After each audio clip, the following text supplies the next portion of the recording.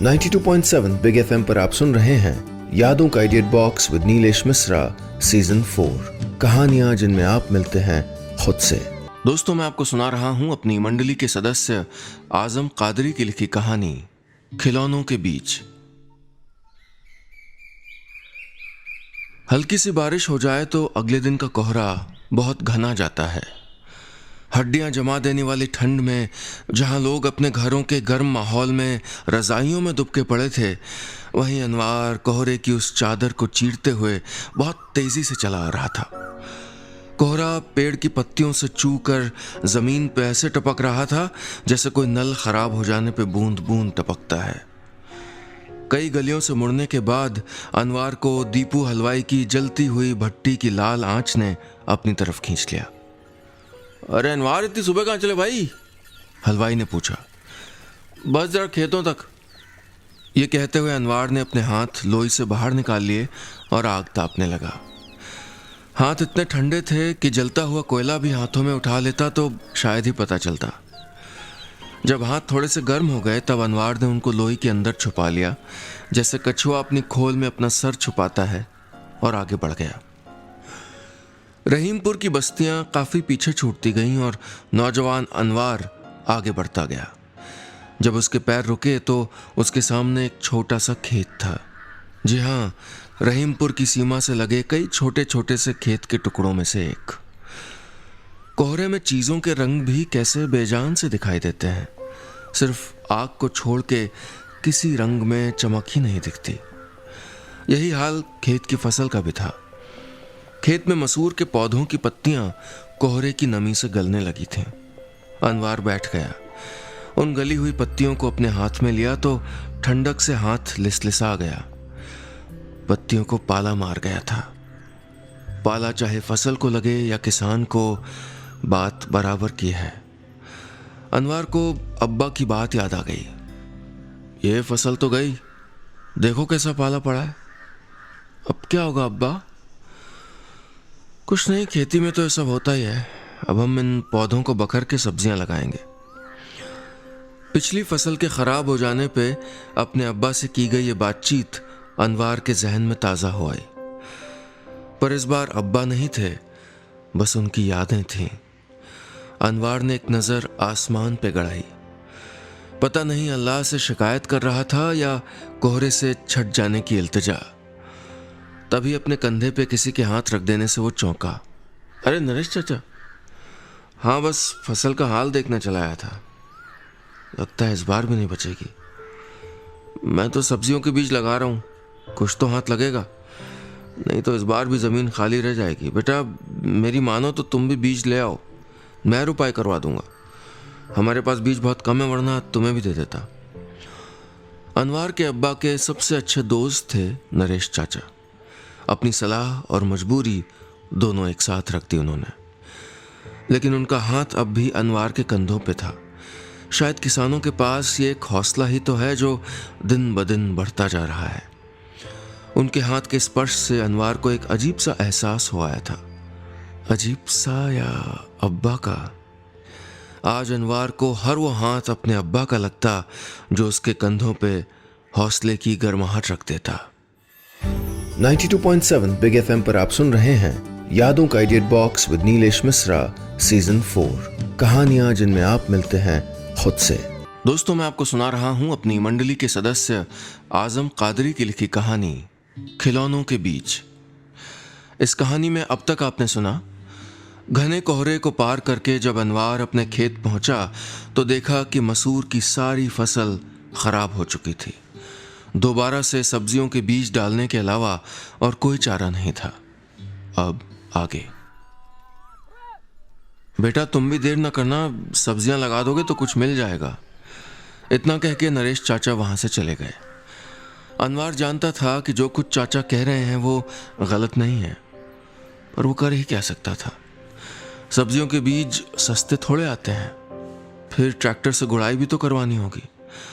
एक राम आसरे से ही उधार मिल सकता था, पर उसका पिछला ही नहीं चुका तो अगला उधार कैसे मिलता। घर के गहने जेवर जो भी थे अब्बा के इलाज में बिक गए थे।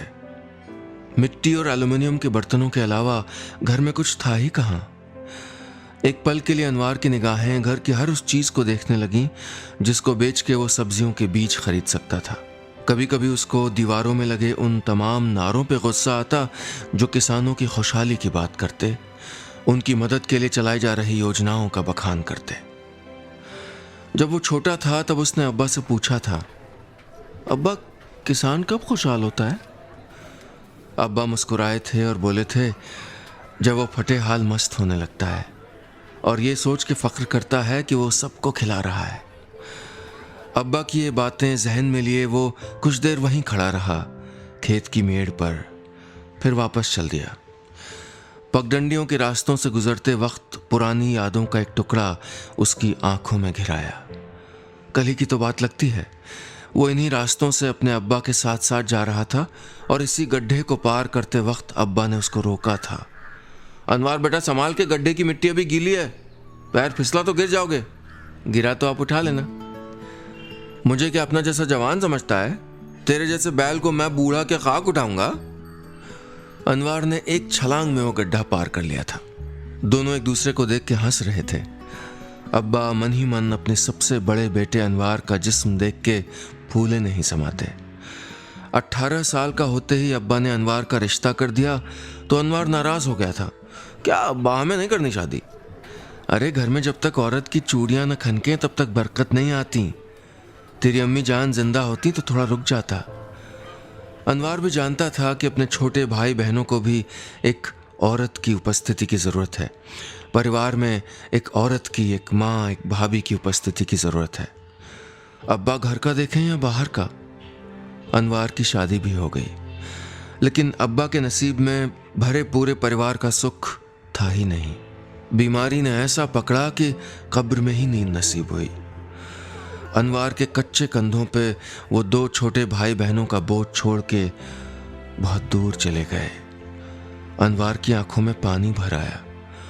वो गड्ढा अब भी अनवार के सामने था, पर आज उसने छलांग नहीं लगाई।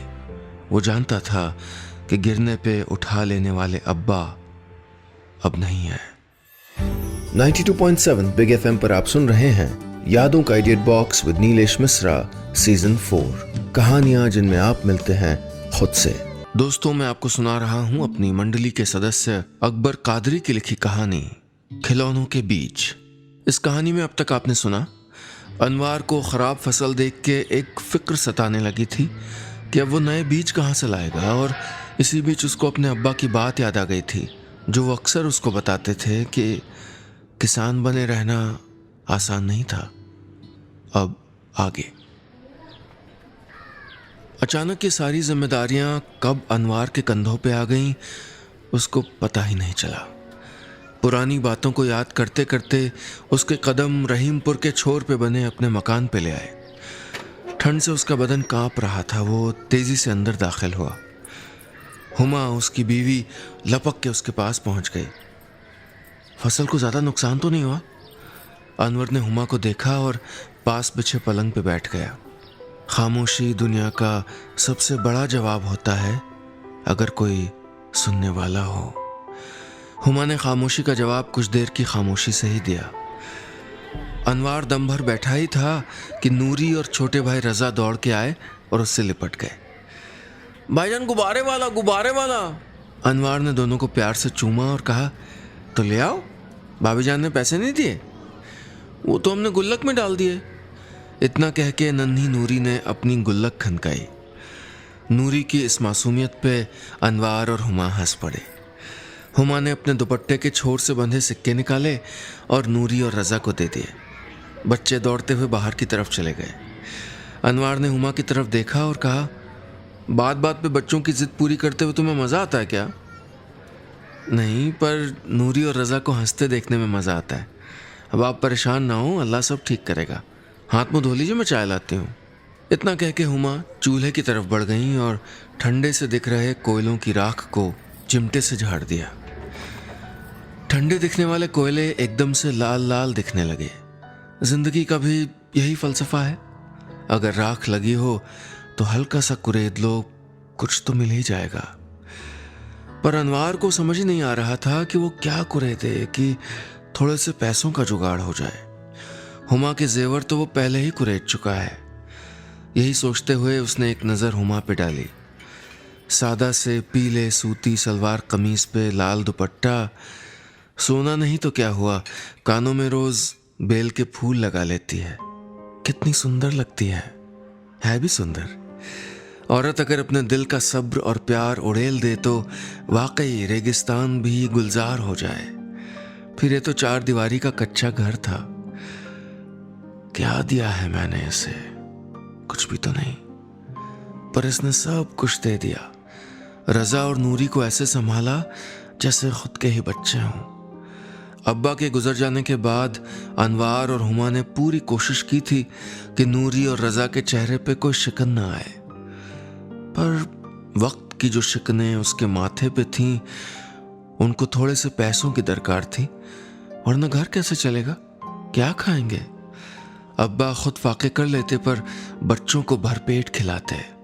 अनवार भी फाके कर सकता है पर बच्चों को क्या खिलाएगा। यही सोचते हुए उसके चेहरे के भाव बनते और बिगड़ जाते। मात्र 1500 रुपए की जरूरत भी किसी को इतना मजबूर लाचार कैसे कर सकती है। पर सच का एक हिस्सा यह भी है जो सदियों से किसानों के साथ जिंदा है और शायद उनके खात्मे के साथ खत्म होगा। 92.7 बिग एफएम पर आप सुन रहे हैं यादों का idiot box with Nilesh Mishra season 4, कहानियां जिनमें आप मिलते हैं खुद से। दोस्तों, मैं आपको सुना रहा हूं अपनी मंडली के सदस्य अकबर कादरी की लिखी कहानी खिलौनों के बीज। इस कहानी में अब तक आपने सुना, अनवार जब खेत से घर लौटा तो उसके भाई बहन रजा और नूरी ने उसको घेर लिया। उनको खेलने के लिए गुब्बारा चाहिए था। अनवार की बीवी हुमा ने पल्लू से पैसे निकाल के दे दिए। अब आगे। रात में पलंग पे लेटे हुए अनवार कुछ उधेड़ बुन में लगा हुआ था और नीचे दरी पे बच्चे खेल रहे थे। हुमा भी उनके साथ खेलती तो बच्चा ही लगती। बच्चों को सुलाने के बाद हुमा ने नूरी के हाथ से आहिस्ता से वो बड़ी सी गुल्लक लेके अलमारी में रखी। गुल्लक की खनक से अनवार का ध्यान उस तरफ गया। बच्चे सारा दिन तो गुल्लक से खेलते रहते और रात में हुमा के पास रखवाली के लिए रख देते। अनवार को कुछ याद आया और उसने हुमा को देखते हुए कहा, सुनो, गुल्लक इधर लाओ। हुमा कुछ समझ नहीं पाई थी। उसने गुल्लक अनवार के हाथ में रख दी।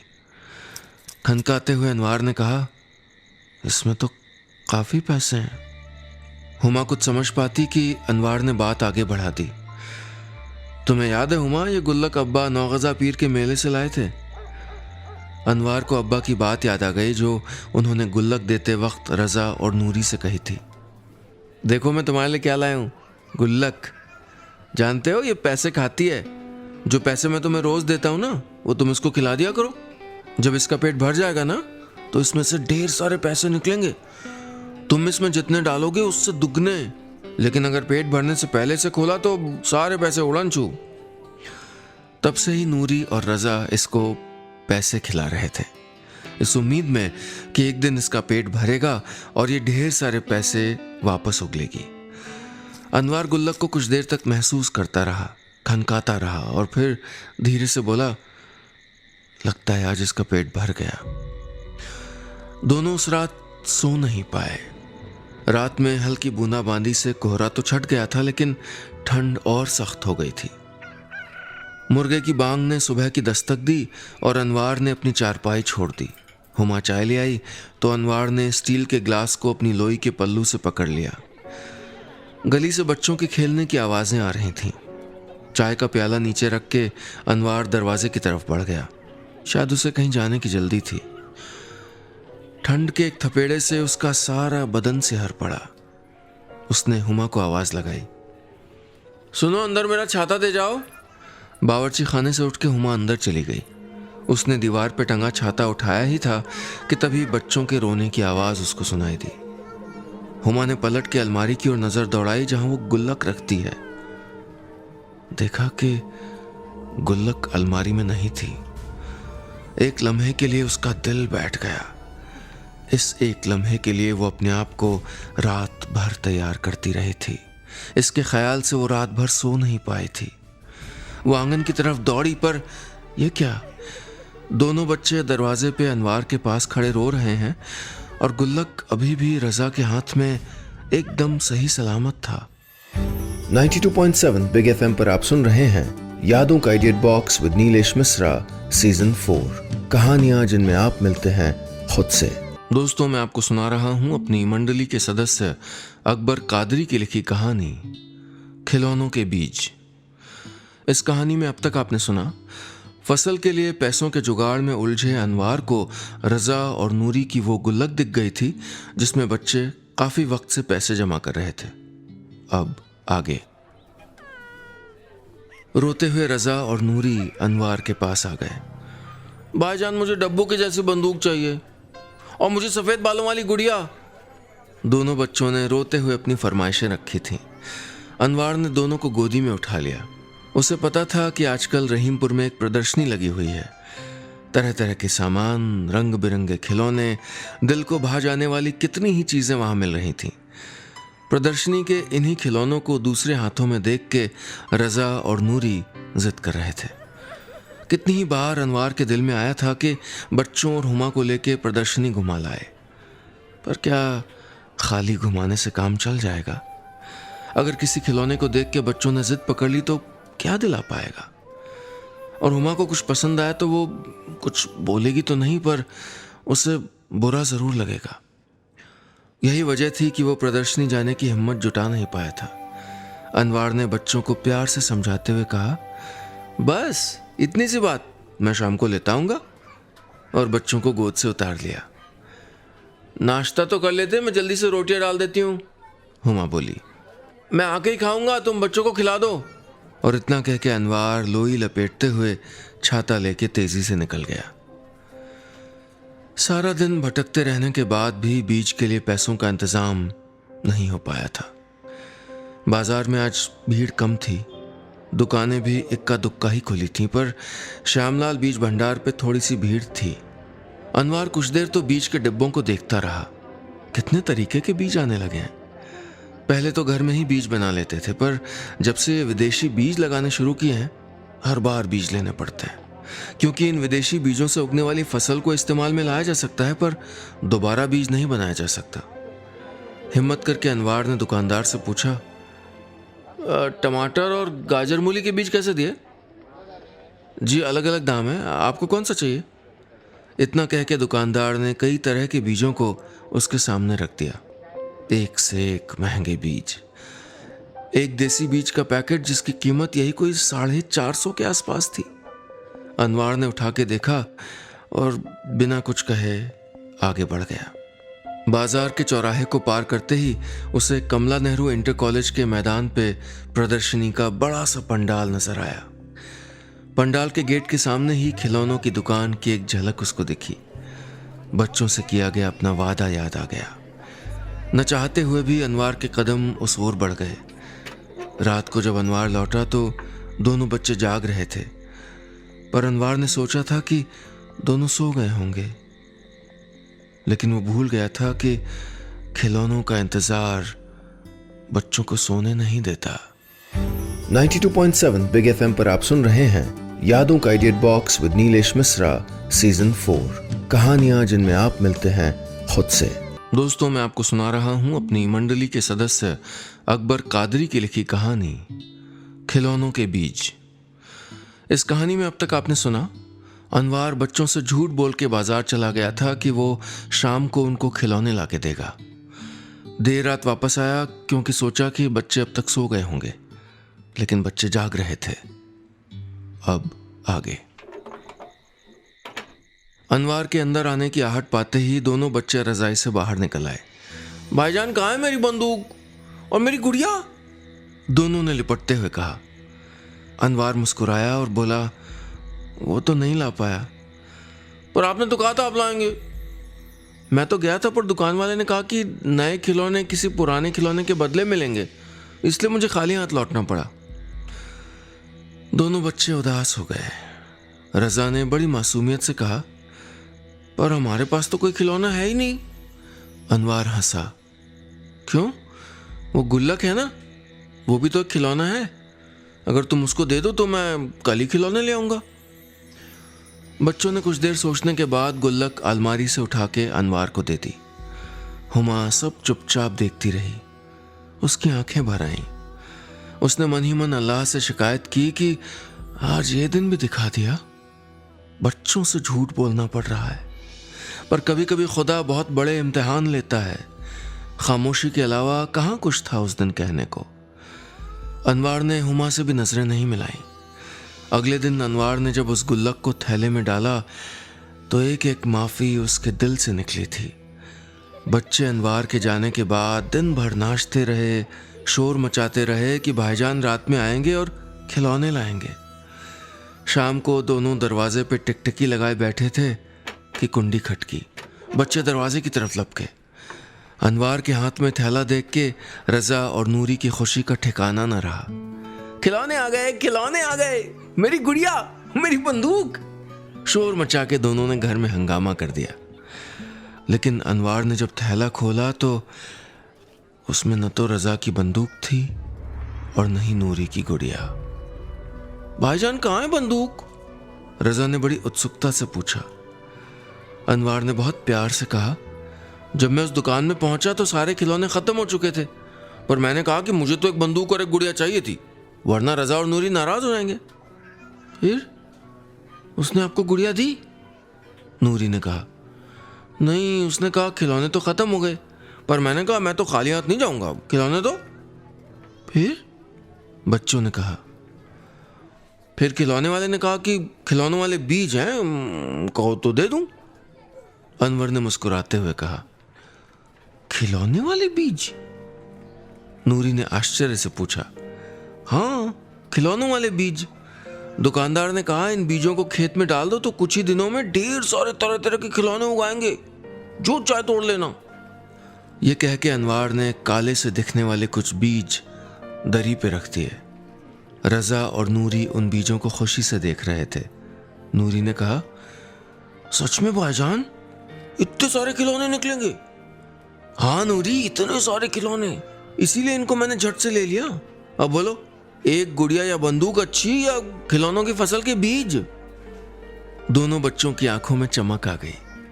दोनों ने कहा, खिलौनों की फसल वाले बीज।